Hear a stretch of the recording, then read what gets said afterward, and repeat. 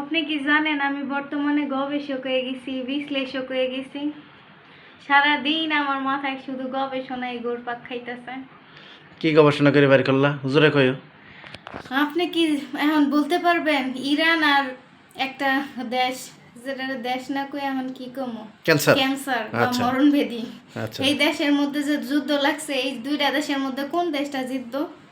না এখনো বলা যাইতেছে না কোন দেশ জিতবো। তুমি কি বের করলা? আর আমি কিন্তু বললো জানলো বলবো না।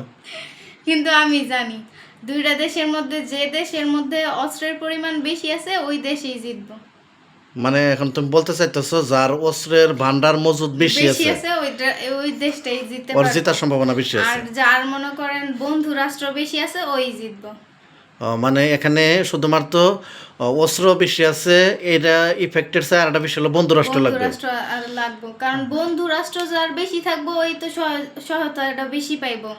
ইভেন যে কোনো মুহূর্তে ওরা অস্ত্র দিয়ে সাপোর্ট পাইবো, তারপর বিভিন্ন কথা কৌশল বিনিময় করেও সাপোর্ট পাইবো। মানে তুমি বলতে চাইতেছো যে একটা বন্ধু রাষ্ট্র একটা দেশের জন্য অনেক গুরুত্বপূর্ণ। হ্যাঁ, বন্ধু রাষ্ট্র বেশি থাকার কারণে যে কোনো মুহূর্তে মোড় ঘুরে যেতে পারে। হ্যাঁ তুমি ঠিক বলেছো, সুন্দর গবেষণা করছো। আরো কিছু গবেষণা তুমি করছো? আর একটা কথা হইলো, কতদিন আগেও তো আমাকে দক্ষিণ এশিয়ার মধ্যে দুইটা দেশ যুদ্ধ লাগছিল। ওই যে পাকিস্তান আর ভারত। হ্যাঁ তারপর পাকিস্তান আর ভারত, আপনি দেখেন ভারতের জনসংখ্যা কিন্তু 140 কোটি আর পাকিস্তানের কিন্তু কম। অথচ দেখা গেল কি যুদ্ধ লাগার পরে এক দুই দিন মানে ভারত অনেক প্রস্তুতি নিয়ে শুরু করছে। হ্যাঁ, প্রস্তুতি নিয়ে শুরু করছিল, মানে ওরাই জিতবো। হ্যাঁ, কিন্তু দেখা গেছে কি এক দুই দিন পরে ওরাই আবার সাদা নিশান, মানে ইয়া কইরা ফেলছে, লঙ্গে তেলে দৌড় মারছে।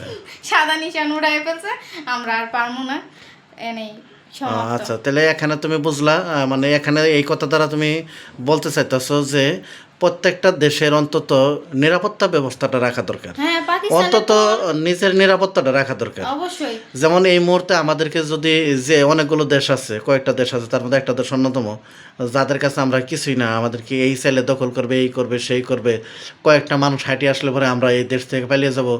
আসলে ওই দেশটাও যদি আমাদের উপর আক্রমণ করে, আমাদের কিন্তু ঠেকানোর মতো কোনো ব্যবস্থা নেই।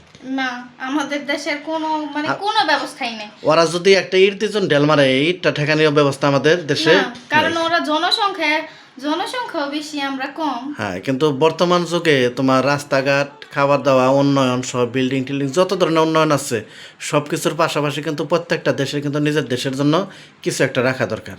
এই যে অবশ্যই। এখন দেখো ইরানকে যেভাবে ধরেছে ওই দেশগুলো, ইরানের যদি কিছু না থাকতো তাহলে ইরানকে কিন্তু ওরা একদম সেকেন্ডের ভিতর ধ্বংস, তছনছ শেষ, করে দিত। তছনছ হয়ে মানে যেত। পৃথিবীতে ইরানের কোনো শব্দ থাকতো না, নাম থাকতো না। কিন্তু এই মুহূর্তে ইরানের সাথে টক্কর দিয়ে ওঠা কঠিন, অনেক শক্তিশালী দেশগুলো লাগছে। তারপরেও ইরানের সাথে পারার সম্ভাবনা নাই, ইরান সহজে হারে না। গত 500 বছরের ইতিহাসে অনেকবার এদেরকে দখল করার চেষ্টা করছে, ইয়েই তো পারে নাই, অনেক বড় বড় ইয়ে পারে না, আলেকজান্ডারই তো পারে নাই দখল করতে। আর এটা এরা কি পারবে? এরা পারবে না। কারণ কি, ইরানের কাছে যত ধরনের মাল মেডিসিন আছে সবই আছে, আত্মবিশ্বাসও আছে, আর যত অস্ত্র মজুদ আছে সবকিছুই আছে। সব কিছু আছে। মনে করো যে একটা শেষ হওয়ার আগে ও অন্যগুলো রেডি হইতেছে, এই করতেছে সেই কথা, মানে যত ধরনের প্রোটেকশন ওদের নেওয়া দরকার এদের আছে। তাহলে একটা জিনিস চিন্তা করে দেখো, উত্তর কোরিয়ার নেতা কিং জমুনরে যে আমরা পাগল বলি, ছাগল বলি, ওই সঠিক। একবেলা ভাত না খাইলেও নিজের দেশটাকে তো রক্ষা করতে হবে, ঠিক আছে? কারণ অনেক রাঘব বল আছে যাদের নজর থাকে দেশের প্রতি।